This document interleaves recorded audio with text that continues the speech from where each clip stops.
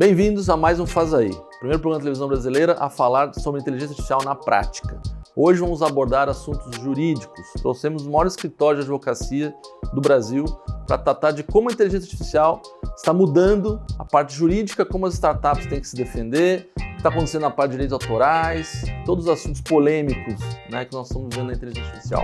E para falar sobre isso, eu estou recebendo a Adriana Rolo, da BZCP Advogados. É importante que todo mundo entenda que a inteligência artificial ela é uma ferramenta.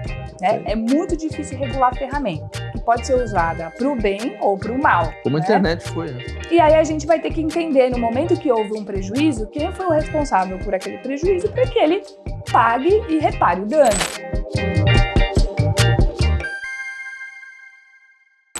Adriana, muito bom ter você aqui no Faz Aí, Obrigado pelo seu tempo. E hoje vamos conversar de vários assuntos aqui ligados ao jurídico, de inteligência artificial.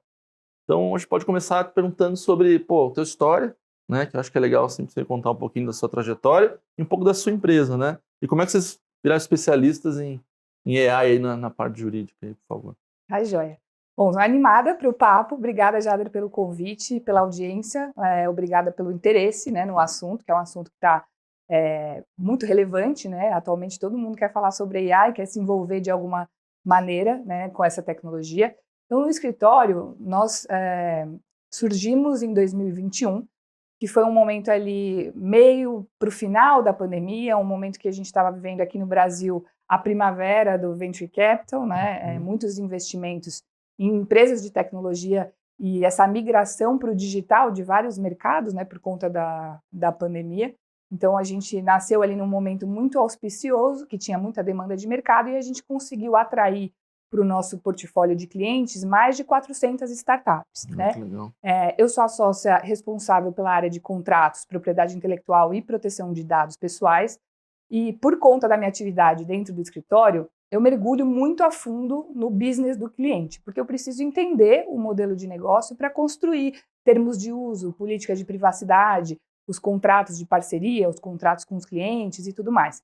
E com isso a gente começou a identificar ali do final de 2022, com o advento do ChatGPT, e ao longo de 2023, várias empresas pivotando para AI ou novos modelos de negócio mesmo com inteligência artificial. Então, com isso, a gente se aproximou muito dessas empresas para entender o negócio deles. E junto com isso, ali em maio de 2023, a gente tem uma nova proposta de lei, que foi o Marco Regulatório da Inteligência Artificial, que é o projeto de lei 2338, apresentado pelo presidente do Senado, Rodrigo Pacheco. Esse projeto de lei, ele veio num momento em que a gente estava vivendo uma certa comoção com a inteligência artificial. Muita gente estava sendo impactada pela AI generativa e maravilhado pelo que o ChatGPT pode fazer, mas, de outro lado, a gente teve uma série de preocupações, com o aumento de fraudes, a questão de deepfakes, a questão de o uso indevido de inteligência artificial para praticar golpes. Então, com isso, o projeto de lei vem nesse cenário um pouco conturbado, e um pouco incerto do que vai ser o nosso futuro com a inteligência artificial.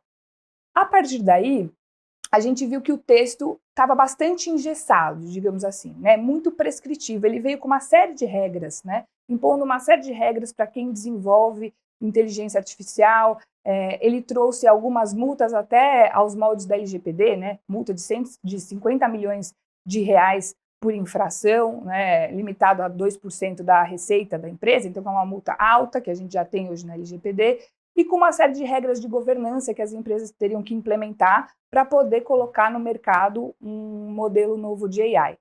E aí, a partir daí, a gente começou a ter muita preocupação por parte desses clientes desenvolvendo AI, de que tinha muito peso ao redor dessa lei e que ia ser custoso demais para essas empresas se adaptarem dentro do Brasil. E aí, o medo que a gente teve, até como advogados dessas empresas, primeiro, desistência dos modelos, então talvez não valha a pena desenvolver AI no Brasil, muito porque risco, vai ser caro, vai ser arriscado, ou escape desses talentos para fora, porque os Estados Unidos, o Japão, a China já estavam criando ecossistemas favoráveis para o lançamento desses modelos, com incentivos fiscais. Então, vou para fora desenvolver minha AI onde eu tenha um ambiente mais propício.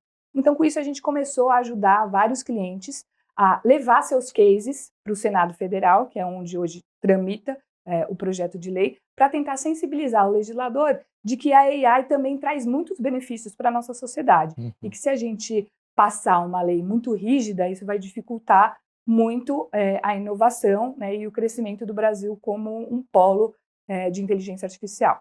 Não, sem dúvida. E quanto tempo demora agora uma aprovação dessa? Quer dizer, como é que está andando isso? Você acha que isso travou, está travado, ou comparando com os Estados Unidos, China, como é que está essa questão da...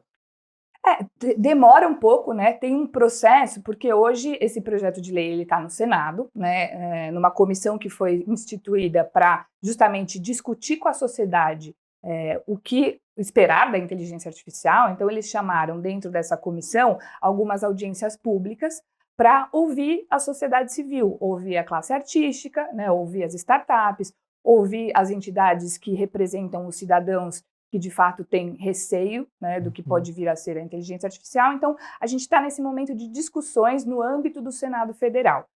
Quando terminar essa discussão no Senado, né, o projeto de lei vai para votação, e aí quando ele for aprovado, ele ainda vai tramitar para a Câmara dos Deputados, porque a gente precisa justamente dessa aprovação nas duas casas, né? Na Câmara dos Deputados, pode ser que abram-se novas discussões e eles queiram participar ativamente desse texto, modificar, né, propor novas medidas. E aí, com isso, ao final dessa tramitação na Câmara dos Deputados, ele volta para o Senado e ele ainda precisa passar pela sanção presidencial, né? Então, o presidente que estiver no cargo, à época, vai ter que aprovar a lei para depois ela entrar em vigor. Então, durante esse ano, teve um pouco de pressa, digamos assim, porque diziam ali no Congresso Nacional que seria interessante a gente passar uma lei de AI junto com o evento do G20, que vai ser agora em novembro, né? Então, o Brasil está na presidência do G20, seria uma grande entrega, né, nessa cadeira, a gente ter uma lei de inteligência artificial. Mas não deu tempo. Então, agora perdeu um pouco esse timing, a tramitação vai acabar sendo mais lenta mesmo, para justamente passar por todas as discussões que precisam ser feitas até a lei ser aprovada.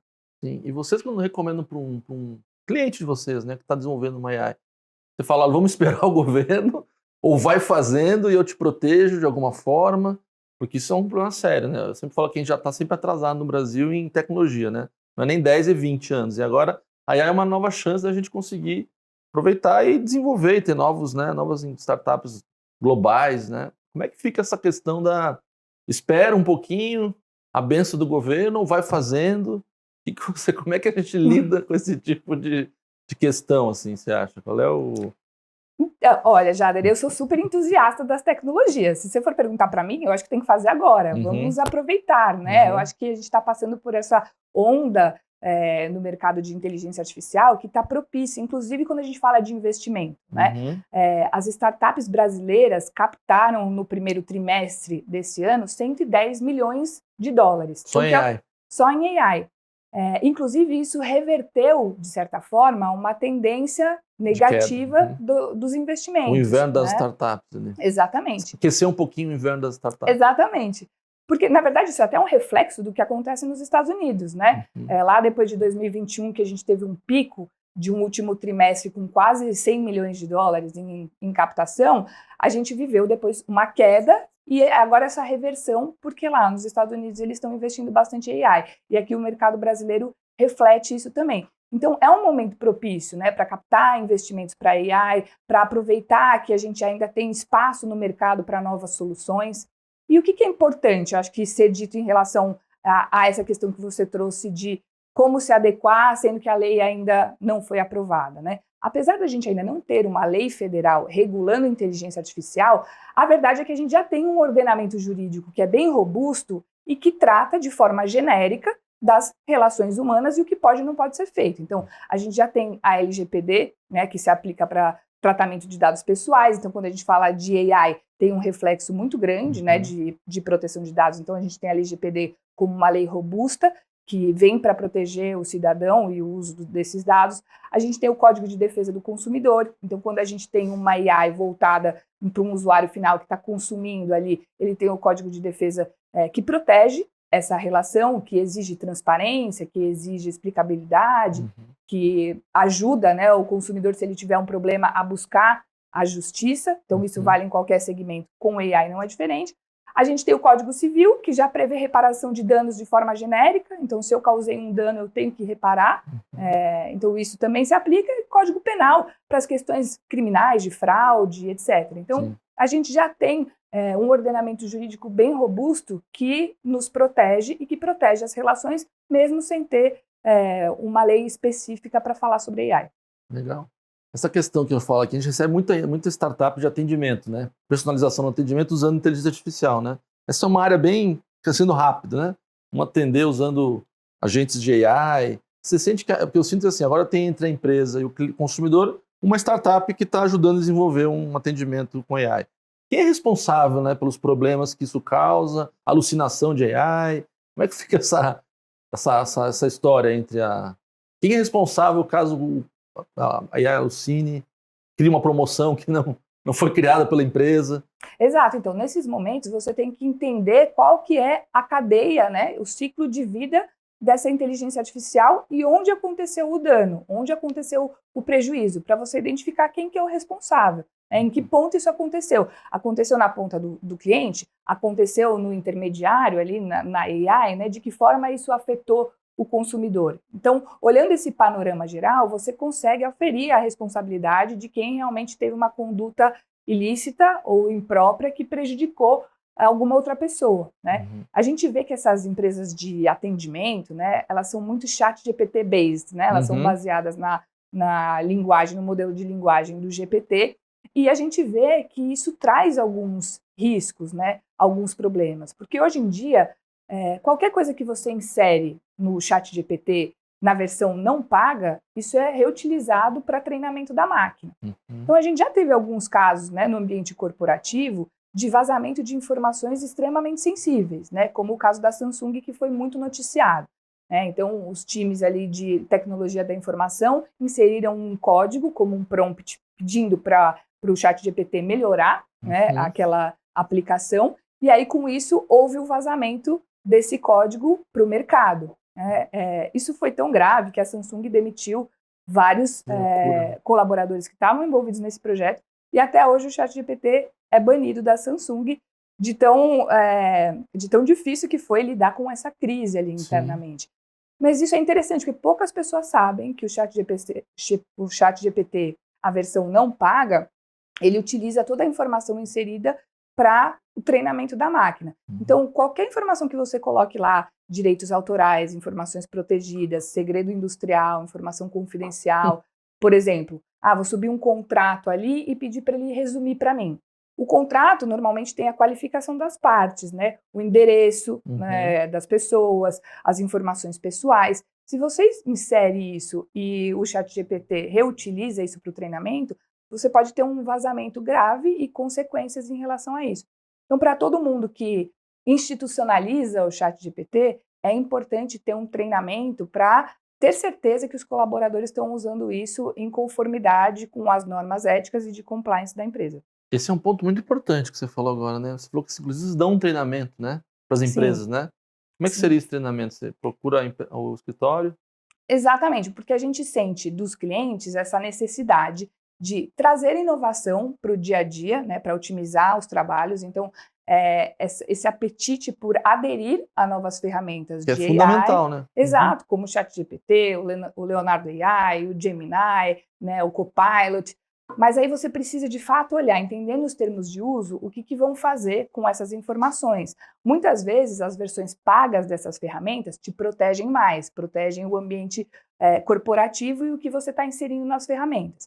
Mas as versões gratuitas acabam reutilizando essas informações. Então, primeiro de tudo, é checar se você está utilizando a versão gratuita ou a paga. Né? Entender se o que você está colocando ali é uma informação sensível, é uma informação sigilosa, é um dado pessoal de alguma pessoa, para você justamente poder prevenir qualquer tipo de risco ou de vazamento. Outra questão é os direitos autorais, né? A questão dos direitos autorais é muito relevante. Muitas vezes, o resultado que o ChatGPT te traz, ou alguma ferramenta de AI, ele é baseado em conteúdos protegidos, né? Textos literários, por exemplo, livros, exatamente, músicas, né? Vídeos. Então, de repente, você assume que o ChatGPT está te dando ali um material pronto, uma campanha publicitária, mas isso está violando direitos de terceiros que estavam inseridos na rede e que foi utilizado no treinamento de máquina. Então, precisa ter essa conferência com o resultado que ele está te propondo, né? Pode violar direitos autorais, pode violar direitos de imagem, pode violar dados pessoais, segredos industriais. Então, precisa ter uma conferência, um cuidado com tudo que é inserido na plataforma e da forma como você vai utilizar esse resultado. E outra coisa importante também é checar a veracidade do que a ferramenta está te dando, né? Porque você bem mencionou a questão do ChatGPT, da AI alucinar. Isso acontece muito, né? Porque atualmente a gente ainda tem as inteligências artificiais, né, os modelos, sendo treinados por uma base de dados ainda muito bagunçada, digamos assim, né? A gente tem dificuldade de compor base de dados com dados estruturados. Então, à medida que o ChatGPT, que a inteligência artificial, que as ferramentas utilizam esses dados de forma desorganizada, o resultado também vai ser desorganizado. Sem dúvida. Então, muitas vezes você pode colocar lá quem é o Jader Rossetto no ChatGPT e vai falar que você é psicólogo, que você mora no Japão, várias coisas que realmente não condizem com a realidade. Por isso que a gente tem que checar sempre a fonte, né, se de fato aquela informação é correta antes de utilizar esse material e divulgar esse material no mercado. E essa checagem de fonte que você fala, como é que é feito assim, né? Porque é real time. Como é que você consegue assim, né, saber se as informações estão vindo tão corretas ou não? Então, uma coisa interessante é, inclusive, perguntar para o próprio ChatGPT qual é a fonte, da onde que ele tirou aquela informação que ele está te passando. Isso já ajuda a te orientar. Mas depois você pode fazer uma busca independente ali no Google ou em livros, né, para tentar entender da onde que veio aquela informação que ele está te passando. Por exemplo, já aconteceu no mercado jurídico, né, de apresentarem uma petição ao juiz com julgados que não existiam, que claramente foi pedido para o ChatGPT e o ChatGPT inventou.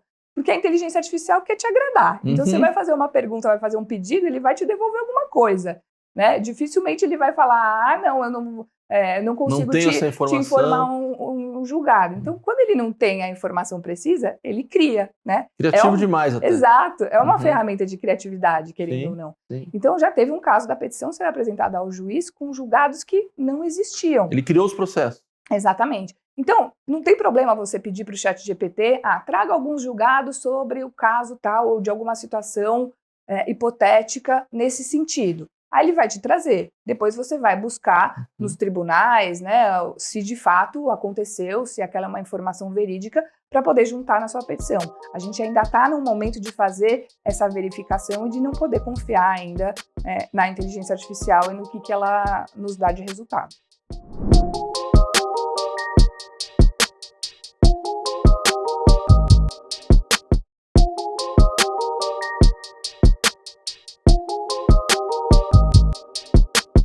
Opinião, como é que vão ficar esses processos dos jornais lá de fora que estão processando essas inteligências, né? Falando que estão usando os conteúdos deles, né, jornalísticos que eles criaram, e agora está tudo no meio desses treinamentos. Como é que fica isso? Você acha que vai dar alguma coisa? Não vai? Não tem como ganhar um processo desses? Como é que está nos Estados Unidos isso? Então, por enquanto é difícil essa discussão, né? Porque os Estados Unidos ainda não têm uma lei de inteligência artificial. Na verdade, tem uma lei, o Transparency Act, que foi aprovado na Califórnia, então é uma lei regional, né? E ainda não tem uma discussão, uma definição específica sobre essa questão de uso de direitos autorais quando a gente fala de inteligência artificial. O que a gente tem é a regra geral. A regra geral dos Estados Unidos é parecida com a do Brasil nesse sentido, né? Você não pode utilizar conteúdos protegidos pelo direito autoral para fins comerciais, né? Você teria que remunerar os detentores dos direitos. O problema é que, do ponto de vista da tecnologia, para quem está, de fato, trabalhando com machine learning, né, e com esse aprendizado de máquina para poder criar inteligências artificiais que sejam eficientes, eles precisam de bases de dados extensas, né? E a maior base de dados que a gente tem hoje é o Google, com todas as informações que a gente tem lá. E é muito difícil você filtrar o que é um conteúdo protegido, o que é um direito autoral, do que é uma informação pública disponível, né? Então, as ferramentas de IA, né, os donos, né, as empresas que estão desenvolvendo AI, têm muita dificuldade de fazer esse filtro. Inclusive, já teve uma declaração do próprio CEO da Leonardo AI dizendo que é impossível ele fazer uma checagem do banco de dados que ele tem de imagens, né, de fotos e que geram as imagens que o Leonardo AI cria com direitos autorais. É impossível fazer essa checagem. Então, ou ele cancela a ferramenta como um todo, ou ele vai sempre assumir esse risco, né? Porque vem tudo assim, digamos, o machine learning vai recolher essas informações e colocar dentro da ferramenta para que ela possa trazer resultados. Então, tem muita dificuldade de fazer esse filtro. Na prática, o que a gente tem hoje? Se é utilizado um resultado de uma AI com direito autoral protegido, de uma forma indevida, o titular daquele direito vai poder processar quem está fazendo esse uso indevido, que foi justamente o que aconteceu com o New York Times, que processou, né, o ChatGPT por estar utilizando as matérias, né, que são fontes de direito autoral, para poder gerar conteúdos. Infelizmente, depois o ChatGPT falou que não ia mais utilizar nada do New York Times para poder fazer o aprendizado de máquina e acabou se resolvendo dessa maneira. Mas isso não quer dizer que as ferramentas de machine learning não estão ainda até esse momento trazendo várias informações que estão disponíveis na base pública, mas que contém também esses direitos e que podem ser violados. Sim, interessante isso, né? Vira um certo problema, né? E como é que você vai agora organizar tudo que já foi criado no mundo, vozes, né? Imagens, eu vejo todo dia, né? As pessoas usando imagens de atores, né? Indiscriminadamente, assim, usa, faz, né? Vira vídeo, revende, né? Tem AIs com o rosto de pessoas, sendo CEO de empresa. É um negócio meio... Exato, perdeu um pouco o controle, né? Em algumas jurisdições mais modernas, por exemplo, o Japão, eles identificaram que é uma oportunidade incrível poder treinar máquinas com essas bases de dados, né? Eles não querem sair fora dessa corrida, eles querem participar, e eles entenderam essa importância de poder acessar essa base para poder treinar a máquina. Então, no Japão, já é possível, eles flexibilizaram a lei de direitos autorais para permitir o treinamento de máquina para gerar inteligência artificial. Então, com isso, eles estão num lugar assim precursor, pioneiro, né? Nos demais países, como no Brasil, por exemplo, isso vai ser considerado uma violação, né? Na forma como é hoje, e se passar o projeto de lei que está em discussão, que também prevê que o uso de direito autoral para machine learning vai ser só para casos específicos, para fins não comerciais, então para fins de pesquisa, né, para museus, para conteúdo jornalístico, mas de forma geral, assim, pelas empresas, isso não poderia ser feito sem de fato remunerar os titulares dos direitos. E essa remuneração, será que poderia ser um modelo de remuneração para jornalistas ou jornais ganharem? Então, assim, eu dou para vocês treinar meus dados, minhas matérias, e eu ganho. Como é que você ganha? Como é que seria esse valor? Como é que você valoriza? Assim? Como é que você remunera um jornal, né, por estar tendo as matérias no treinamento? Como é que você faria? Como é que é? Essa discussão de royalties, por exemplo, ela é muito negocial, né? Vai depender muito, por exemplo, eu sou o dono dessa base de dados, eu sou um jornal, eu tenho esse conteúdo, eu vou disponibilizar essa base para o treinamento de máquina. Aí a pessoa que é detentora, né, a empresa que é detentora, vai colocar o preço que acha legítimo e a obrigação dela seria distribuir esse valor entre as pessoas, né, os indivíduos que contribuíram para aquele conteúdo. Né? Atualmente, a gente não... hoje a gente tem para a classe artística, por exemplo, o ECAD, que é o Escritório Central de Arrecadação dos Direitos.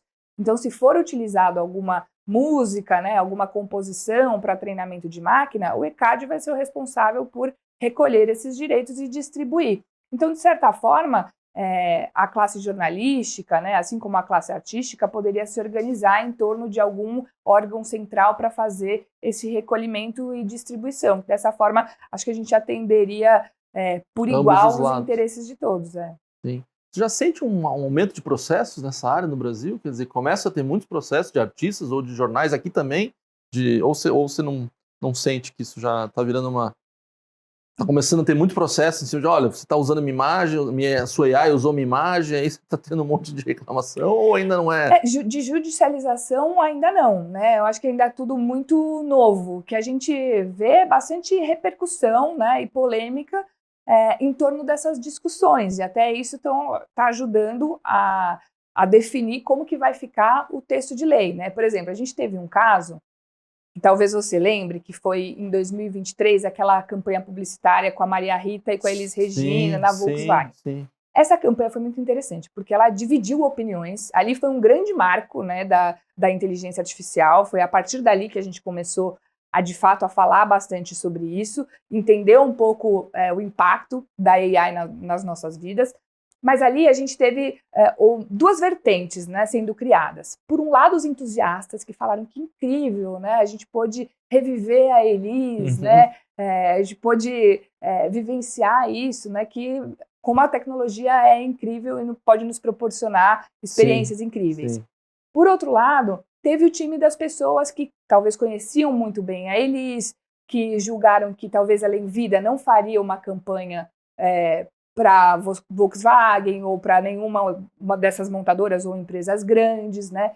E que começaram a discutir, poxa, a gente está descaracterizando, né, tirando a pessoa de um contexto. E talvez isso gere uma preocupação de que, e quando eu morrer? Vou me associar a opiniões políticas que eu não dei, né, a bandeiras que eu não carrego. Quem que vai zelar, né, pela minha imagem depois que eu não estiver aqui? E aí, até nessa atuada, a própria Madonna colocou em testamento que ela não permite a utilização da imagem dela para fins de inteligência artificial depois da morte dela. Justamente com essa preocupação, porque a gente viu que agora a gente não está mais falando da imagem da pessoa depois que ela morreu, de uma foto que a gente vai colocar num livro. A gente está falando de tirar a imagem dela de um contexto renascer e ela trazer digitalmente, para um contexto totalmente novo, né? A gente até está pronto psicologicamente para viver isso. E aí, a partir daquele momento, a gente teve uma série de novos projetos de lei sendo apresentados aqui no Congresso Nacional, justamente para disciplinar como que vai ficar essa questão do uso da inteligência artificial atrelado à imagem de uma pessoa depois que ela falecer. Né? É uma preocupação que hoje a gente ainda não tem uma resposta, porque no ordenamento jurídico a gente tem que a imagem de uma pessoa pode ser utilizada depois que ela falecer, desde que os herdeiros autorizem. E foi por isso que a propaganda com a Elis passou. Porque, inclusive, a Maria Rita fez parte da propaganda. Sim, a família toda estava envolvida, autorizaram, né? Exatamente. Foi pago, né, pela família. E não teve mais discussão. Mas agora essa questão já evoluiu, né? Porque a gente não está falando simplesmente do uso da imagem. A gente está falando justamente de reviver a pessoa, tirar a pessoa do contexto, criar novos contextos para ela. E isso é muito mais polêmico. Mesmo sem ter morrido, né? Hoje em dia está vendo um uso de vozes muito próximas. Né, de atores e atrizes, que você não tem como julgar se aquilo é ou não é a voz da pessoa, porque é uma mudança mínima. Exatamente. Eu trabalho com propaganda sobre publicitária, eu sei que tem muita gente usando, né, informações, e então fica muito difícil juridicamente você defender isso. Né? A crise de Hollywood dos roteiristas também, né, sobre roteiros, né, se elas estão preocupadas, pô, se você pega uma IA e cria roteiros agora, como é que fica o emprego do pessoal realmente criativo e que vive disso, né? Exatamente. Isso é muito polêmico, mas eu acho que, de certa forma, essa preocupação deu uma baixada, assim, a gente está sentindo de um tempo para cá, né? Quando o ChatGPT primeiro apareceu, de fato teve essa preocupação com os postos de trabalho, principalmente os trabalhos na indústria criativa, né? Mas, de fato, eu acho que a inteligência artificial, ela ainda não tem aquele pulo do gato que só uma pessoa humana pode conseguir alcançar, né? Uma comicidade específica, né? Uma genialidade. A inteligência artificial, ela é muito limitada também, porque repetitiva, ela é lógica. Né? Ela recebe informações, né? Não são originais, né? Até recria, mas não cria. Ela recria a partir de dados. Então, ela recria a partir do que já existe. E quem é fera na criação, né, aqueles roteiristas que fazem aquelas séries e filmes que a gente ama e que a gente termina assim, impactado, a gente vê que ali tem uma genialidade que transcende a lógica, né? Então isso está acima da inteligência artificial. E eu acho que no momento que a gente começa a perceber isso, a gente vê que os nossos postos de trabalho não estão ameaçados. Na verdade, o que a gente precisa é nos aliar à tecnologia para otimizar o nosso dia a dia.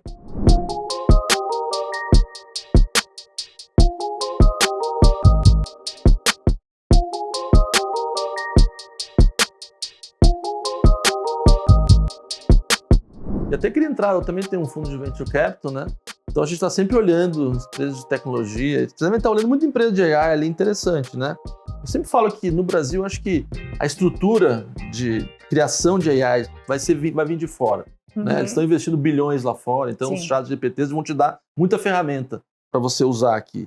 Né? Não acho que nenhuma startup aqui vai surgir com esse investimento, né, no desenvolvimento, mas sim talvez em olhar um setor que tem muitos dados, né, e que agora a AI pode olhar esses dados, né, fazer um tratamento desses dados e aí entregar soluções novas.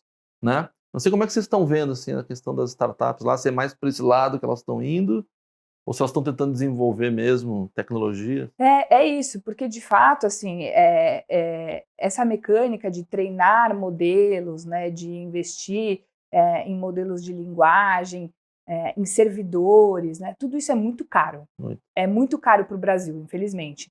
É caro para a gente trazer de fora e é caro para a gente fazer aqui, né?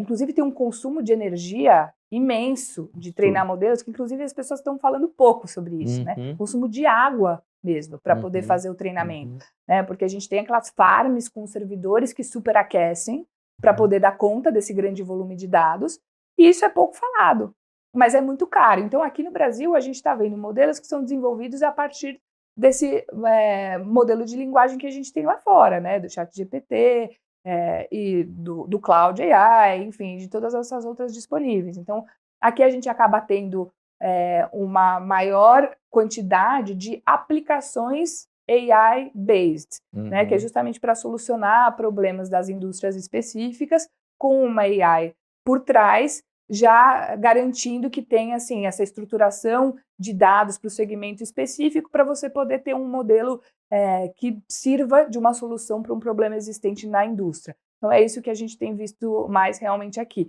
né? E o treinamento dos grandes modelos, né, os servidores, o tratamento desses dados vai ficar a cargo das Big Techs, provavelmente de fora do Brasil, ou as que estejam aqui realmente investindo montantes de dinheiro nessas farms e nessa forma de conseguir construir essa arquitetura que é muito cara e pesada. Sim, sem dúvida. Outra questão que se fala muito assim, com a AI vai ficar mais fácil invadir as empresas, né? Pegar dados. Tem sentido processos ou hackers beneficiando da inteligência artificial? Tem processos chegando, ou risco? Como é que funciona essa parte da... Infelizmente, assim, fraude, né, ataque hacker, eles estão sempre à frente de nós, né? Na medida em que a gente está desenvolvendo um modelo novo e desenvolvendo, pensando numa regulação que abarque isso, eles já estão lá na frente desenvolvendo novos modelos para romper os nossos modelos. Infelizmente, é isso que a gente vê. A gente não tem visto muita judicialização, né, nem muitos casos, porque, de fato, a gente está num ecossistema e o Brasil tem avançado bastante nessa cultura de cibersegurança, né? Há um tempo atrás, né, quando eu comecei a trabalhar com isso, há 10 anos atrás que eu comecei a trabalhar com dados, era realmente assim, os hackers, né, e os ataques aconteciam muito, assim. Hoje em dia a gente já tem muita tecnologia em cibersegurança e melhor que isso, as empresas conscientes de que é importante investir nisso e ter os guardrails para evitar esse tipo de ataque e proteger a informação dentro de casa. Isso porque também a gente tem a LGPD, que vem com multas, né, e sanções que são super pesadas. Muitas empresas têm medo das multas, mas a LGPD também prevê outras sanções que são muitas vezes mais graves. Por exemplo, bloquear toda a base de dados ou suspender a base de dados, porque com isso você para a empresa. Né? Então, às vezes, isso é muito pior do que uma multa financeira, né? Você simplesmente parar a operação. Então, hoje, quem tem essa consciência da importância, investe bastante em cibersegurança e com isso a gente vê uma diminuição desses ataques acontecendo. Você estava me falando também da área de agronegócio, né? Que tem uma startup muito interessante, né? Que vocês atendem, né? De inteligência artificial, né? Nessa área. E que você contasse um pouquinho do que ela está vivendo, desafios que ela está vivendo, né? Nessa parte aí jurídica ou que você vê no agronegócio especificamente, que é uma área tão grande, né, no Brasil, tão importante. Tem algum outro marco regulatório diferente, alguma coisa? Então, hoje em dia, a gente tem para o agro diversas inovações, né, principalmente acompanhando esse boom de AI, tanto na parte de atendimento propriamente do cliente, quanto lá atrás, no agro mesmo, né, na parte de extração, de colheita e tudo mais. A gente viveu um caso interessante no escritório, que foi quando um cliente nosso, que é a Solivtech, desenvolveu um robô que é tão inteligente que ele percorre uma plantação e identifica numa área específica qual peste que está atingindo ali aquele local e aplica o pesticida específico para aquela peste só naquela região. Olha só. Então, com isso, esse robô ele traz uma série de economias, né? De fato, você economiza muito em produto químico e você tem uma redução do impacto ambiental, né? De estar pulverizando ali áreas inteiras para só colocar especificamente naquela região. Que é muito importante, né, hoje em dia, né? Com certeza. Com certeza. Então, esse produto ele está muito visado, né? Porque é um robô realmente inteligente. Mas ele tinha uma questão que foi uma preocupação nossa. Ele percorria as plantações ali a 20 km por hora, né, 30 km por hora. E qual que é a questão disso? O marco regulatório de AI veio colocando veículos autônomos numa categoria de alto risco. E o que isso implicava para esse cliente específico? Se o robô dele fosse categorizado como um veículo autônomo, porque ele percorre uma região, né, de uma forma autônoma a uma certa velocidade ali, ele teria que enfrentar uma série de burocracias e de medidas de governança que ele teria que adotar por ser considerado uma aplicação de alto risco. Aí, com isso, a gente levou ao Senado Federal esse case para explicar os benefícios, né, para o agro dessa aplicação, desse robô, e também tranquilizá-los de que, olha, ele está percorrendo um pasto, né? Não é que ele vai atropelar ninguém. Uma vaca. Exatamente. Então, por isso, no fim, a gente conseguiu uma alteração muito significativa no texto de lei, como estava proposto, que colocava ali categorização de risco, né? Alto risco, veículos autônomos, ponto. E agora, na forma como está hoje, tá? Veículos autônomos, vírgula, em centros urbanos, com a possibilidade de prejudicar, né? De danificar pessoas, enfim, ou objetos, em alguma situação desse tipo. Então, com isso, a gente tirou essa aplicação do alto risco, e aí ele já consegue seguir com medidas um pouco mais simples para poder operacionalizar essa tecnologia.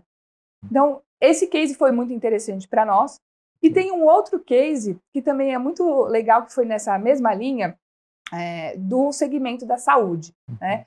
Porque o marco regulatório trazia também como alto risco segmentos inteiros, como saúde e educação, independente da forma de aplicação. Então, tudo que é voltado para a saúde ia ser considerado alto risco, ia ter que fazer uma análise de impacto algorítmico, ia ter que colocar em governança diversas regras específicas e políticas para poder adentrar o mercado, e isso a gente sabe que fica caro, né? E demanda tempo, demanda energia das empresas. Então, a gente tem um cliente lá, que é a Neuralmed, que é uma empresa que aplica inteligência artificial de forma incrível, e eles desenvolveram uma AI que abrevia consideravelmente o tempo entre o diagnóstico do câncer de mama e o início do tratamento. Em média de 14 dias, essa aceleração. E com isso, ele já tem pesquisas dizendo que isso impacta diretamente na taxa de mortalidade das mulheres afetadas pelo câncer. É excelente a AI. Maravilhoso. E é uma AI que não faz diagnóstico, eles fazem uma leitura dinâmica de laudos médicos e de exames clínicos, né? Não tem nenhuma participação no diagnóstico ou opinião médica, nada disso. Técnica. É técnico, é uma leitura dinâmica. Mas, por ser voltada para a saúde, estava ali categorizada como um risco alto, né? E aí a gente precisava mostrar lá para os legisladores no Senado que, olha, não tem impacto negativo nenhum, né? Contrário, né? Pelo contrário, ela só vai trazer benefícios. E eu levei esse case lá em audiência pública, inclusive em outubro do ano passado, que o Congresso Nacional estava recheado da campanha do Outubro Rosa, justamente em prol do câncer de mama. E aí eu levei isso para o senador que estava lidando lá com a temática, né, e presidindo a comissão, que é o senador astronauta Marcos Pontes, que inclusive é um legislador que tem uma profundidade técnica, né, já que ele foi astronauta, e ele discute com muito embasamento essas questões de tecnologia. Foi ótimo ali o contato com ele, e ele entendeu que a gente estava levando, olha, a gente está fazendo uma campanha de Outubro Rosa aqui no Senado, mostrando a importância da conscientização, E quando a gente cria uma solução nova para justamente trazer um benefício original direto, do Brasil, né? exatamente, para trazer esse benefício, esse impacto direto, a gente está Travando. travando com uma lei que vai impor para eles uma série de obrigações. Então, com isso, a gente conseguiu um abrandamento Muito do projeto de lei nesse sentido, que antes era qualquer aplicação para a saúde era risco alto, agora é para a saúde, vírgula, desde que participe do diagnóstico com a possibilidade de causar algum tipo de prejuízo à saúde mental ou física das pessoas. Então, eles sendo só uma leitura dinâmica de laudos, conseguiram sair dessa categoria, o que é ótimo, né? Destrava para eles poderem inovar, enfim, e ampliar o alcance da tecnologia deles. Não, isso é um ponto muito importante, né? Que todo mundo aqui ouça isso, porque eu acho que assim, como são estradas tão novas, tudo é tão novo nesse mundo, né? Essas mudanças, né? Detalhes que fazem que a tecnologia possa avançar, é muito importante as pessoas saberem que podem contar com ajuda para avançar, né? Que cada nova startup vai ter um diferencial e vai ter uma busca, né? E é como para não, a gente já tem essa questão aqui, né? Coisas acontecem no Brasil juridicamente, né? Que a gente sempre fala, pô, será que nós estamos defendendo a inovação no Brasil ou estamos querendo, né, andar para trás? Exatamente. Né? Então acho que é muito importante saber que a gente pode sim, né, criar, mudar, buscar ali um jurídico que ajuda a defender a inovação da startup, né? Com certeza. Eu sou suspeita porque eu tenho uma super paixão por fazer isso, assim, ver o benefício do que a gente tem feito, né? Conseguir essa sensibilização do legislador. É importante que todo mundo entenda, assim, que a inteligência artificial ela é uma ferramenta, né? É muito difícil regular a ferramenta. E um exemplo que eu sempre trago, que eu acho que é bem ilustrativo, é o das facas Tramontina. Você tem a faca Tramontina, que pode ser usada para fazer um churrasco maravilhoso ou para matar alguém na rua. Sim. Se isso acontecer, você não vai acionar a faca Tramontina para falar que ela teve culpa naquela morte. Exatamente. Então, da mesma forma, a inteligência artificial é uma ferramenta que pode ser usada para o bem ou para o mal. Como a internet foi, né? E aí a gente vai ter que entender, no momento que houve um prejuízo, quem foi o responsável por aquele prejuízo para que ele pague e repare o dano. É essa dinâmica que a gente tem no nosso ordenamento jurídico hoje. Então, a nossa legislação de AI, ela não pode atravessar e levar uma lógica completamente diferente, penalizando quem está desenvolvendo AI, quem está inovando no Brasil, né, trazendo esse avanço para o nosso mercado, colocando o Brasil lá na linha de competitividade global pela inteligência artificial, por conta desse receio, né, do que pode vir a acontecer. A gente dificilmente vai conseguir ter uma legislação que antecipe todos os riscos e tudo que pode acontecer, né, já de antemão, mesmo porque a tecnologia está fluindo e está evoluindo muito. Se a gente faz uma lei muito prescritiva, daqui a um ano ela já ficou obsoleta, já mudou todo o cenário e ela já não vai servir para mais nada. Sem dúvida.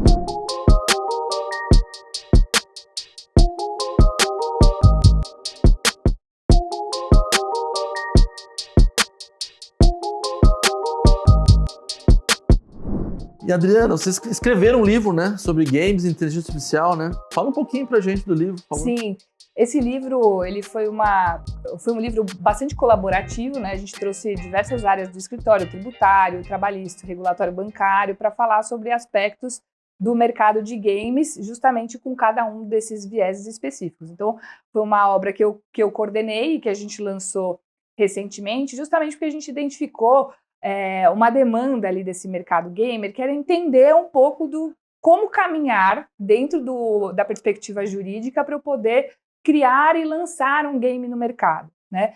Eu acho que é um mercado que tem dificuldade com a linguagem jurídica, técnica, e é um mercado também de pessoas jovens que querem empreender, né? Uma coisa interessante é que tem ainda esse estigma de que jogo é para criança. Não, jogo é uma indústria gigantesca e que só cresce no Brasil e fora. Já passou música e cinema. Passou, do entretenimento é a maior indústria, a indústria que mais cresce. Então a gente viu que tinha essa demanda de explicar como que eu constituo uma empresa, como eu contrato talentos, né? Quais preocupações que eu tenho que ter do ponto de vista de propriedade intelectual, de proteção de dados pessoais, né? Quais tributos vão incidir no meu game. Então tá tudo isso lá no livro. E aí a gente falou também sobre o impacto de inteligência artificial para a indústria gamer, né?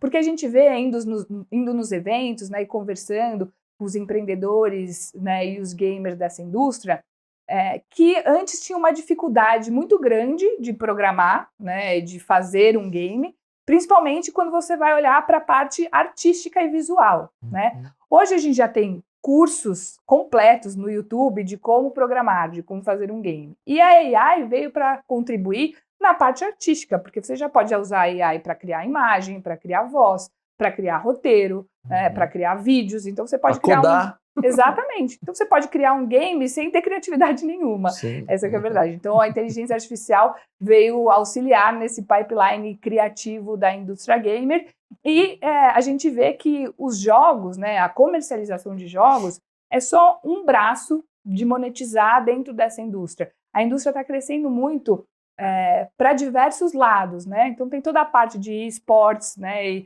e a formação de gamers como atletas, que vendem como influenciadores e que tem toda uma questão de lifestyle associado, então de venda de artigos do vestuário, né, de experiências. A gente tem toda uma parte de patrocínio com as marcas, então tem contratos de patrocínio que valem muito. Então, apesar do game em si ter um valor, a gente vê que todo o mercado está crescendo muito com essas novas pontas que estão surgindo dessa indústria, né? Que é muito interessante e que só tende a crescer mais ainda agora com a inteligência artificial. Quem está chegando agora, por exemplo, para virar advogado nessa área, né? Como já tem AI, não precisa mais se preocupar com a parte, né, burocrática, vamos dizer assim, estudar todos os processos, né? Isso já vai meio que um agente de AI pode vir te trazer isso, né?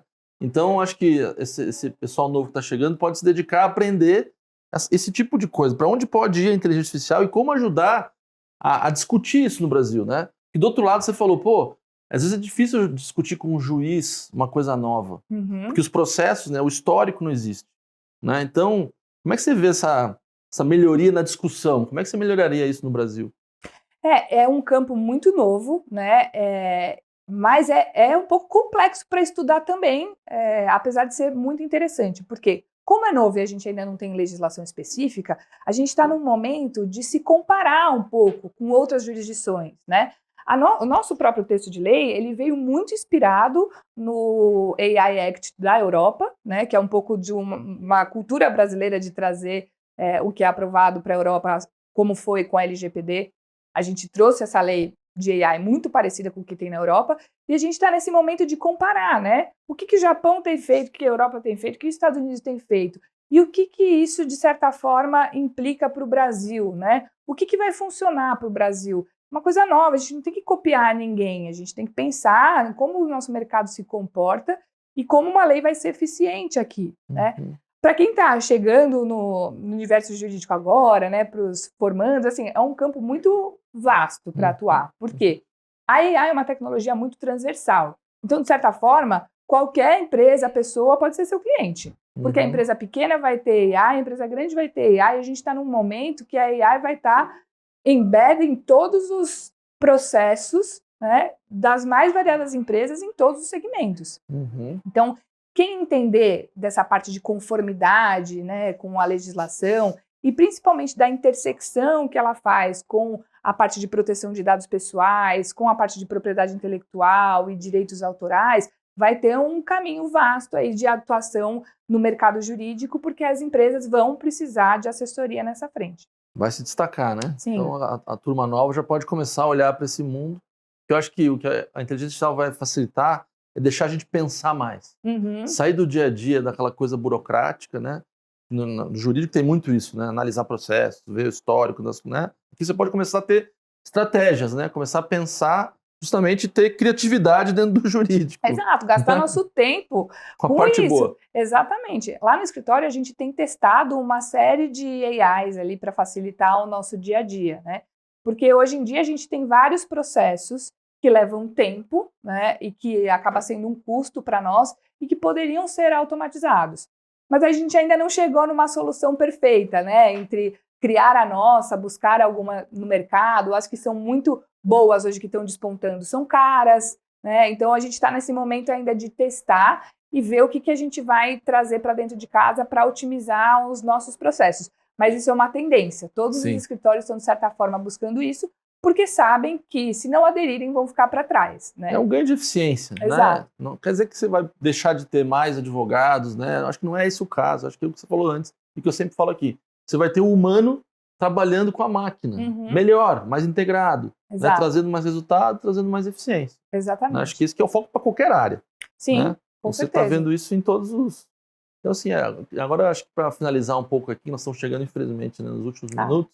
O papo está excelente, né, Adriana? Você vai ter que voltar aqui outras vezes, porque conforme vai avançando a inteligência artificial, vão avançando também as coisas jurídicas, então a gente pode discutir isso em breve novamente, porque com certeza vão ter avanços. Sim. E vocês vão estar à frente, né? Porque o escritório de vocês está de parabéns por ter essa visão, né? Que no Brasil eu sempre falo que tem que ter alguém olhando para a tecnologia, né? Não só AI, vocês já olham para isso como startups que não são só de AI, né?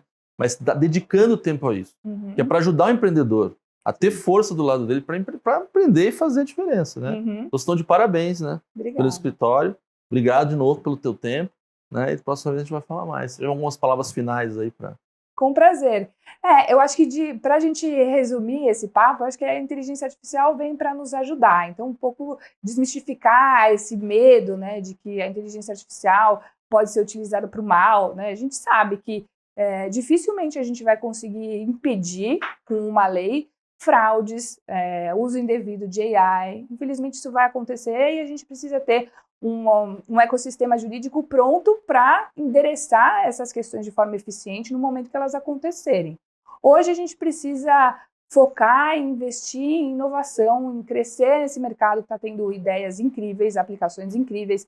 A gente vê no dia a dia do escritório novas tecnologias com AI que são extremamente disruptivas, que estão transformando o mercado, facilitando a nossa vida, e para a gente é um orgulho, um prazer imenso poder ajudá-las do começo da jornada até os eventos de saída, e a gente sempre torce para que elas tenham muito sucesso e possam, de fato, melhorar todo esse nosso ecossistema que a gente vive. Obrigada, Jader. Obrigado a você. Até a próxima. Prazer, até. Obrigado.